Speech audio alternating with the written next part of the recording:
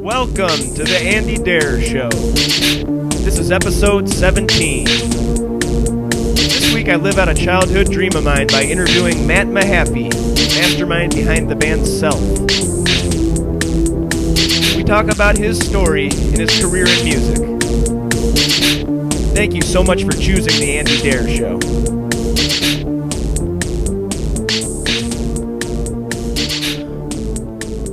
Okay, thank you everybody for tuning in to the Andy Dare Show. I'm your host, Andy Dare, and this week I am so blessed to have with me via phone Matt Mahaffey. How are you doing, Matt? I'm doing well. Very well. Awesome. I take it you're in Tennessee? Or? I am. I just moved here about 8 months ago. And I lived here probably a decade ago. And went to Los Angeles for 10 years, and now I'm back. Cool, yeah. If you'd like to... Anywhere like my listeners can find what's up and what's new with Matt Mahaffey, where should they go? Or there's a Facebook page that is, I believe, called Self Matt Mahaffey, or like Self/Matt Mahaffey, and then there's also self-centered.org. All right, cool. And yeah, I have heard rumblings on your fan sites. Are we going to get another Self record anytime soon?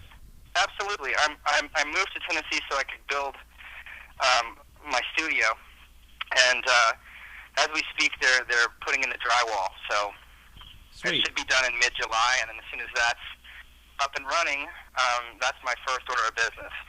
Awesome. I know all the fans are waiting. It's been a while, but it's not like you haven't been busy. You've been very busy doing a lot of other things.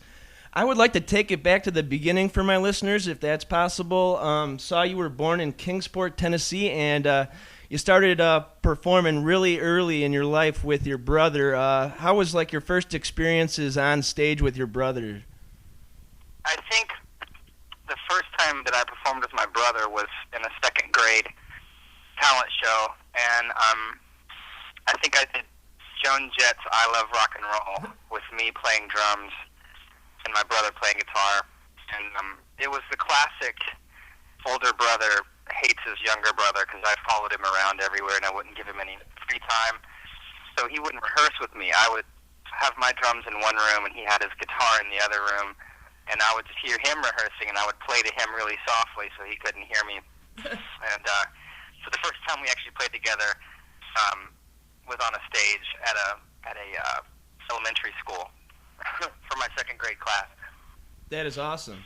And I also read on the internet somewhere about you guys playing at Dollywood. Is there any footage of those early performances? Because I'd love to see that. I'm sure there is, but it probably belongs to the Jeffers family. I played with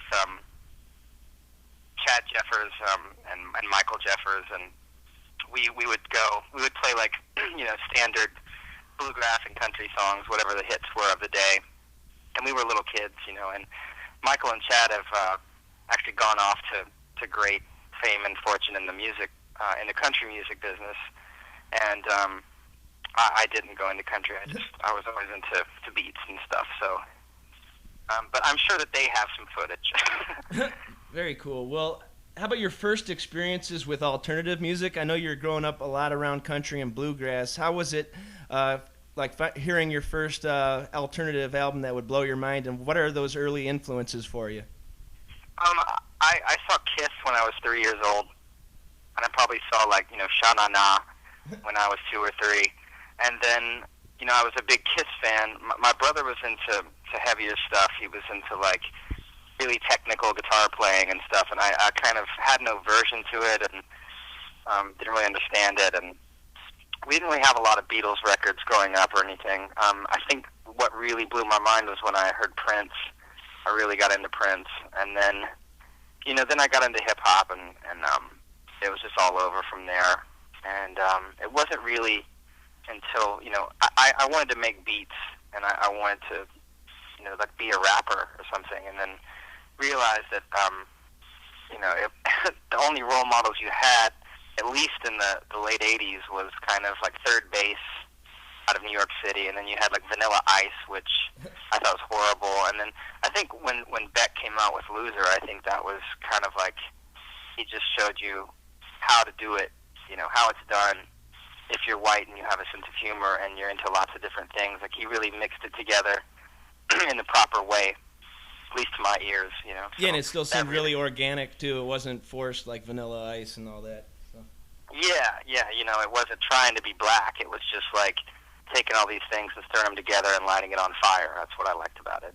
Cool. Well, yeah, on my last episode, we had discussed we have a theme usually for my show, and our theme for the last episode was one-man band albums, or albums that were recorded mostly by one guy, or pretty much either solely by one guy or mostly by one guy. And your album, Subliminal Plastic Motives, was high up on my list, at least. How was recording that album, and how much of a role did your brother play, or was it truly a one-man band album? Initially, the demos were just me, and they were just lots of beats and lots of synthesizers and samples and little bits and pieces. My brother was playing in a band in Florida, and he had a record deal, and their deal fell through, and so he moved to Tennessee, and he basically put guitars on everything, so it made it really heavy. And so it was the first record was truly like kind of a collaboration of both of us. And then, but it was just me, it was just he and I. I mean, we would hire people to play strings, and we had a guy, Don Kearse, come in and play some upright bass and some fretless stuff. And it was basically two dudes and an engineer. This guy Jim Faraci, and it was a little scary because Jim, had success with like Poison. He did like Look What the Cat Dragged In, which is probably one of their biggest records. Oh yeah.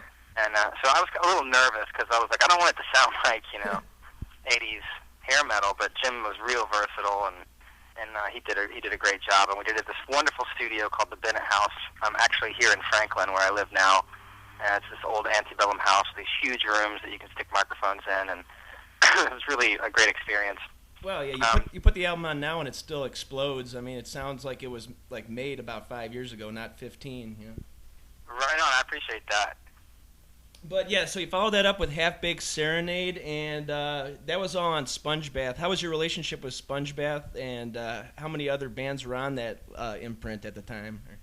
At the time, you had Fluid Ounces, which was my friend Seth's band, and I actually used to play drums for him when it was called Elaminope, and Seth Timms and the Mad Hatters. And then you had this band, The Features, who are now signed to the Kings of Leon's label. I believe it's called KOL. Really? For Kings of Leon. And then you had, later on down the road, we had more bands. The Cadies, which were a Murfreesboro, Tennessee outfit. You had this band Flesh Paint from Canada, like Ottawa. And then you had, the C60s, which was a band that opened for us in Fort Lauderdale, Florida, which I loved, a trio. And then there was Count Basie, who was kind of our urban representative. And then, a couple of, with the Rorys, there was a couple other bands that, Gumption. But most of these bands, like, did a 7-inch or something, and then it never quite, they recorded albums. All these albums were recorded, but they never quite came to fruition because, it was tough. Sponge Bath was kind of a glorified management company. And Gotcha. Rick Williams was wearing a lot of hats at the time, and it was just kind of difficult to get the funding and keep the train on the tracks. Gotcha. Well, after Half Baked Serenade, there was a major label bidding war, and you eventually went with DreamWorks. How was your experience with them, and did they try putting in input, or were you pretty much left to your own devices with recording Breakfast for Girls? I think with that record, I was left to my own devices. They allowed me to produce it. They allowed me to, they let me spend as much money as I wanted, and I spent a lot making it. And I'm really proud of that one. It's really hard to listen to, but I was in Nashville at the time, and I was just kind of trying to reinvent the wheel and not have a traditional chord progression at all, and just trying to make music. I was really at the time trying to make music that you hadn't heard. I think nowadays it's like you listen to Lady Gaga and it's just a complete and utter copycat clone of Madonna. Like her song, I just saw her on Saturday Night Live 2 weeks ago, and she did Born This Way, which I think it's a great message, you know, and I'm sure Madonna's like pinching herself wishing that she wrote that hook, but she kind of did with Express Yourself. Yeah, she did already. I'm sure someone's already mashed it up, you know, and then, you know, someone was talking to me last night. Actually, Chris James himself was here last night, and he said that her next single is called, I don't know, it's something Judas, like biblical, yeah, religious, you know.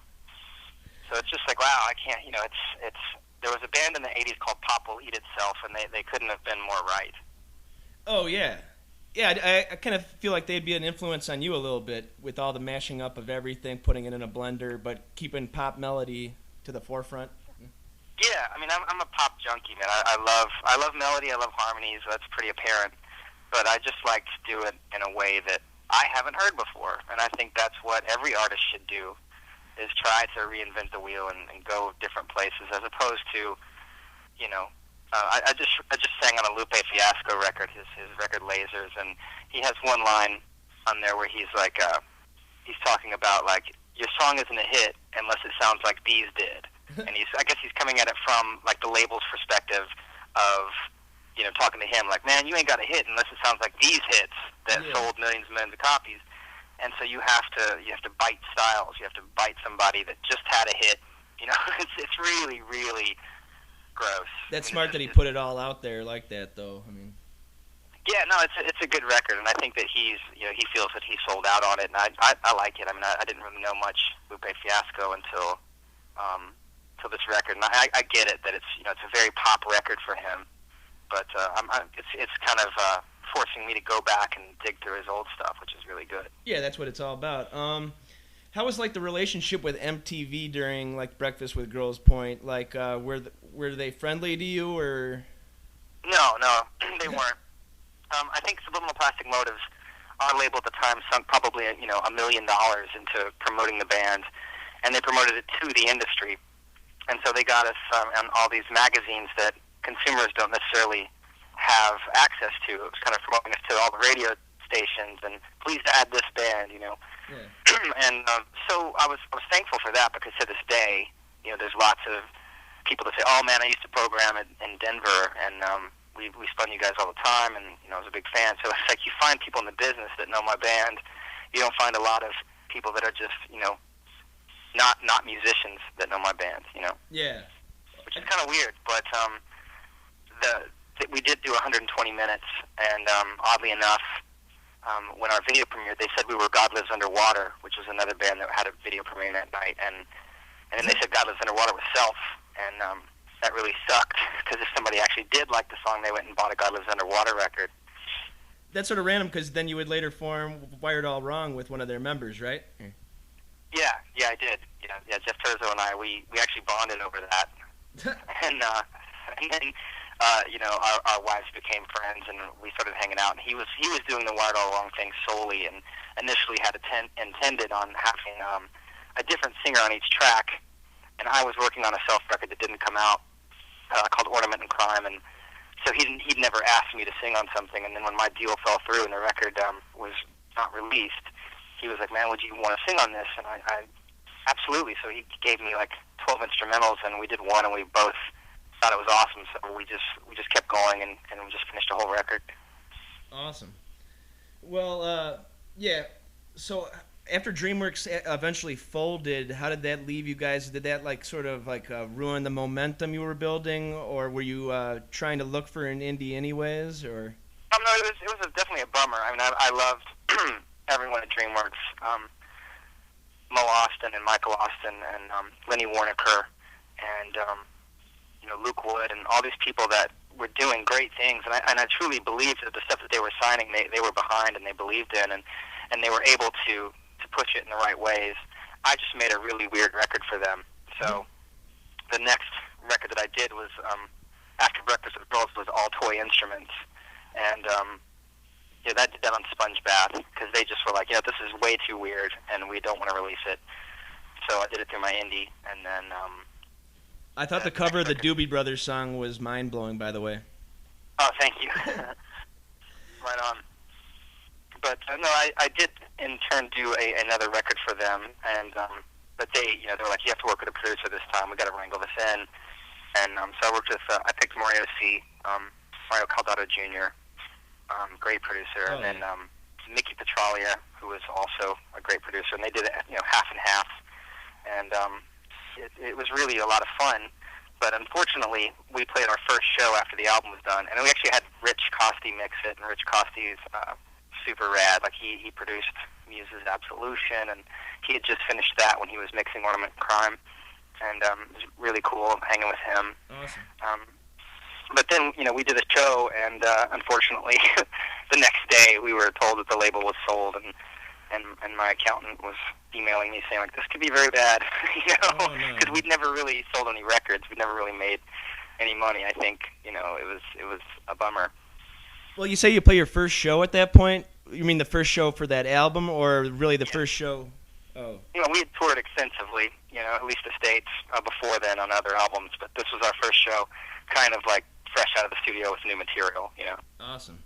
Well, did you ever go overseas or just tour the States?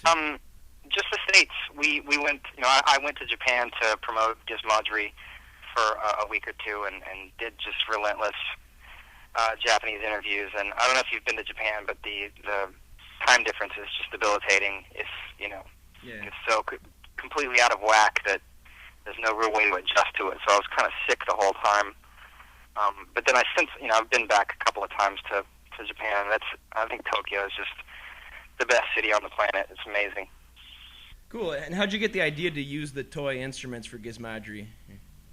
It's something that I always had, just in the back of my mind. It was always just kind of milling around, and I think there's an old magazine that I did an interview in, and I said, one day I just want to do an all-toy instrument band, and just everybody would get their little instruments and just rock. That's cool. And so I'd always thought about it, and then when we were making Breakfast with Girls, I was just into recording all the time, so we started doing Gizmodgery on the weekends. We'd be in a major studio doing Breakfast with Girls, and on the weekends we would do Gizmodgery, just play around, and so we started stealing our nieces and nephews' toys, and it got really out of hand, but it was a lot of work, and but I'm really proud of it, and honestly a lot of people know us just solely through that record, Yeah, did you have the toy instruments, or did you have to go out, going on eBay and look for old toy instruments? Because they're not easy to find. We did it all. I mean, we would go to garage sales, and then we went all over the place. We would people started, when they heard what we were doing, they started giving us toys, and I mean, I had showing huts and little toy drums and stuff, and you can always find just old beat up toy drums for cheap anywhere. And then Matt Eichen, out of Cherry Hill, New Jersey, caught wind of what we were doing, and he built us some little toy guitars that actually had like 1/4-inch jacks on them. Really? And so we used those. It just became a lot of fun. Yeah, that is a really original, intelligent idea for an album, and that's why I love this band Self. Very original, always trying to do your own thing. But yeah, let me see what else I got. How'd you feel about Ornament and Crime, and will there ever be a re-release? I know it's been spread like wildfire over the internet since you guys said you weren't going to be putting it out. But how do you feel about the overall end product? I like a couple of the songs. I thought they were really good, and I was really proud of them. And it's just a little restrained. The mix, I think, a lot of the keyboards were just pushed way back, and the guitars were pushed way up, and it was kind of meant they were trying to mold it into a modern rock thing, and which is fine because we were a modern rock band at that time. So, I think it just got the shaft as a lot of records do, and I don't really listen to it that much now. I got you. I haven't listened to it in a long time, so. What does the title mean here? It was actually this store that was on Melrose Avenue in Los Angeles. I thought that was really cool, and so I researched it, and it made a lot of sense to me. The meaning, which actually escapes me now. You'll have to Google it. Gotcha. It's a really weird, kind of obscure reference to, I actually don't remember. I thought it was cool because it's kind of, certain things when you're recording are ornamental, just as if you're cooking, kind of, you add things to put a little zipper zing here, kind of like ear candy when you're recording, and then some things about the record that were criminal were when I did kind of do something that I wouldn't normally do in a song structure, and kind of sell out a little bit as far as the material was concerned, just to keep my label happy, you know. Gotcha. So that was the crime part about it, huh? Neat. It was a little criminal in my mind. I felt a little guilty about it. Yeah, well, at the time, you were also expanding out and doing a lot of different side projects. You did On with Ken Andrews, a couple other things. What was your favorite side project and why? Well, I think it's tough. I mean, as far as side projects, I loved working with Ken because I was a big Failure fan, and a fan of him. As you know, in general, like anything he does, it always just agrees with my ears, and I think he's truly like one of the best mixers in the business. Like his mixes just sound really good to me. But as far as like, I'm just trying to think of anything that I've done. I've done a lot of stuff. Hey, what's Ken up to now? Could you? Are you still friends with him? Or? I think he's doing a lot of mixing. I think and I think he. The last thing that I did with Ken was a solo album, which was just called Ken Andrews. And the title of the record escapes me, but it was awesome because it was Justin Meldal Johnson producing from Beck, and then it was all of us just like jamming, Nice. like you would in the old days. It was a lot of fun. I'll have to check that out. I know he had the Year of the Rabbit, but he just did one album with them. Or? Yeah, I mean, I think that Ken is kind of a one-man show. He can do it all, and I think he's feeling a little complacent with the material, because he had done so many bands, and I think he wanted to just shake things up, and so he was like, Justin, why don't you come produce me? And so Justin's idea was like, well, let's just take Beck's whole band, you just pull up an acoustic guitar track and your vocal, and we'll play it to them in the headphones, and they come up with parts, and then we take a take. And nice. Ken's a very, very methodical, kind of genius, and so when he had 5 musicians coming at him at once, and then the track would stop, it's not like he could sit there and pinpoint, like, you're a little busy with your left hand on the piano. It was like, there was 5 dudes, and we'd be like, what do you think, Ken? And he'd be like, that's great, let's do another one, It was nice. like so much information that he couldn't really, it was really genius of Justin, and it was a really fun project. Cool, yeah, I was going to ask you, how was the time with Mr. Beck Hansen? I know you were in the band for, the Information record? Or? Yeah, it was Wero, and then Information, yeah. And how did that come about in the beginning? How did you first get in contact with his people? Or? I think through the Dust Brothers, possibly, or maybe the Dust Brothers threw it out there to Brian LeBarton, which was his keyboard player. And I wasn't initially going to do it because I was in the studio a lot, and I was really trying to build my name as a producer. But I went down and auditioned, and there's really no one else in the world that I would audition for, maybe outside of Prince. And so I kind of had to do it, and went down, we just hit it off, and luckily he took me on tour. It was great. It was a wonderful experience. That's awesome. Yeah, I remember seeing you on Saturday Night Live doing that performance with all the kitchenware on the table. Yeah, that was cool. That was really original. How'd you guys get that idea? Was that Beck's idea or more of the band's? That was absolutely Beck's idea. He just thought it would be funny. He just kind of like, wouldn't it be funny if while I do my acoustic songs, you guys have dinner? Instead of leaving the stage, like we'll just set up a dinner table and you guys eat. And I think during rehearsals that kind of evolved into, well, we could jam. We could tune the wine glasses and we could just start rocking out on tableware. And luckily I'd had experience with playing drums with tableware prior to, because my family is kind of a musical family, and we have jam sessions. And so I'd always inevitably be playing like, a fork and a knife. So I had a little bit of, experience with it.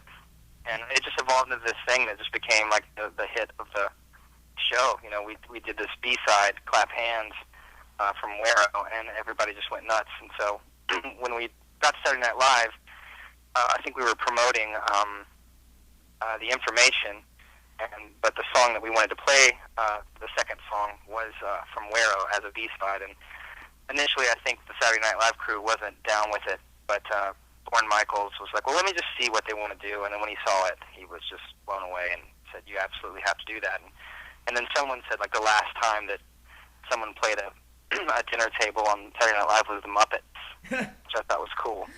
That is really awesome. Yeah, I think it's one of the best performances of the past 10 years on that stage. Easy. So. Right on. Well, I saw Lady Gaga give birth the other night. That was pretty stupid. Yeah, that was up there with it, but I don't know. I think you guys got it.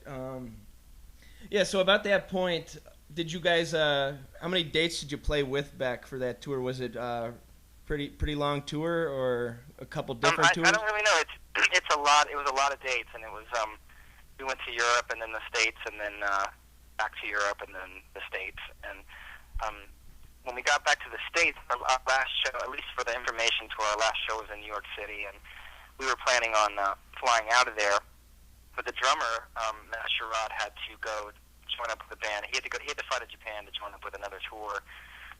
And so Beck kind of had the idea of, like, why don't we just take the bus back and we'll play secret shows. And we don't have a drummer. And then I think Justin Eldridge Johnson said, well, Matt, like, you know, drums is your first instrument, so you could play drums. I was like, absolutely. You know, there's nothing better for me than to play drums, because I know all of Beck's songs on drums, you know. So we did that. We'd show up in Atlanta and just weird places throughout Texas, and you know, it just got to the point where we were in, I believe, El Paso, Texas, and it was just so the bus driver could have a layover and get some sleep. And we just walked and found this coffee shop and walked into it, and they were hosting an art show that night, and the proprietor guy was in there hanging art, and we just looked kind of lost, and we were asking him, like, hey, where do the cool kids drink or whatever? And he was like, well, bands can play across the street. And we went across the street, and it was closed, so we came back in. We were like, well, we're a band. We'd like to play somewhere, you know, if there's a cool spot. He's like, what's the name of the band? Like, Beck, we're with Beck. And he was like, oh, my God, I can move the pool table. My buddy's got a drum kit. You know, he's got some speakers. Real accommodating, so it became my task to go with this guy in his truck and piece together a PA system and 2 guitar rigs, a bass rig, and a drum kit. And by about 5:30, 6 o'clock, I had the whole thing taped together, and the place was packed just through people on their cell phones. Like, people just pressed up against the glass. And That's that insane. came in and just killed it. It was awesome. Yeah, and those are some big shoes to fill as far as the drummer for Beck. I like Joey Waronker a lot. And you mentioned when we were talking about Dreamworkers, a Waronker on there. That's a musical family, right? Or? Yes. Joey Waronker's father is Woody Waronker, who was actually in charge of Prince, you know, on his first albums. I don't know if he signed him, but you know, he had a big. Lenny Waronker, I mean, he's a genius. Produced Randy Newman, just countless great records. And then I was a huge fan of Joey's sister's band, That Dog, which Anna Waronker was the singer of, and I was real big Petra fan of theirs. too. Yeah. Cool. Well, at that point, I guess you were focusing more with Beck, but you went with Wired All Wrong and a couple other bands you were producing. How did you meet Forrest of Hello Goodbye, and how's the experience been with doing those 2 albums with them? You know, Forrest, I think was initially a Self fan, and because I think he could have worked with, you know, anyone that he wanted to, because he's, to me, kind of the new business model of the music business. Like, he does everything himself, and he built his fans, you know, one by one, and he knows how to, you know, deal with that, and he's really good at it, and I'm really proud of him. And so I was really excited to do the record. I think, you know, both of us kind of coming out of doing things ourselves, we clashed a little bit in the sense of how we do things and how things are done. And there were truly moments where, you know, I would try to do something and he would shoot it down, and then he would try to convince me of something, and, you know, I would shoot it down. And there was just moments where it was kind of like, you know, what is it about what I do that you actually do like, you know? But I think when I listen to the record, it's fantastic, and honestly, like, Forrest, you know, knew what he was doing. He knew what he was going to do with it, and I'm glad that he drugged me along. So I think after he had success with the first album, and then he went out and toured, and he matured a lot. And so when he came back with the material for Would It Kill You, it was way more honest and open and live than I thought it would be. You built that trust up. He's smart because he wants his audience to grow with him, and that's what any artist should do and hope for. I see how he's part of that like new business model where he's always on the social networking stuff. How do you think? But I don't think I think a lot of bands do that. I think there's usually most of the bands that I work with. There's always someone in the band that's decent at graphic design, and it's their job to maintain and update the sites and do all this stuff. But I think Forrest Moore is like, he's I think he's doing it the right way. Cool. Yeah. Well, I was talking about the social media aspect of it. How do you think that's changed the business? And are you for it or against it? I meet people on both sides of that bridge right there. If they like it or they hate it. So. I don't know. I kind of feel that if you look at Madonna and Prince and Michael Jackson, you know so much about Michael Jackson's personal life that when I listen to his music, I can't help but have that creep into my mind. And it was there when fate would not be kind to my Matt Mahaffey interview. We lost the last 5 minutes due to a computer glitch, but I once again have to thank Matt Mahaffey out of the bottom of my heart for taking the time out of his day to talk to the Andy Dare Show. I'm a longtime fan, remember riding my bike to get one of his early albums back in the mid-90s. And the way he's been able to create records being pretty much a one-man band is very influential in my career as well. He's a rugged individualist at heart, and I like that. I want to thank everybody for checking out the Andy Dare Show. It's been 17 episodes, and because of the listeners, I'm going to be able to continue this streak. We got a whole bunch of great guests lined up for the summer, and I do hope you continue to listen. You can like us on Facebook. That's facebook.com/The Andy Dare Show. Follow me on Twitter. That's @AndyDare, ANDYDERER. YouTube.com/Andrew Martindare. And TheAndyDareShow.podbean.com for all the episodes streaming free. You can always check us out on iTunes. So thank you so much. This is Andy Dare signing off for The Andy Dare Show.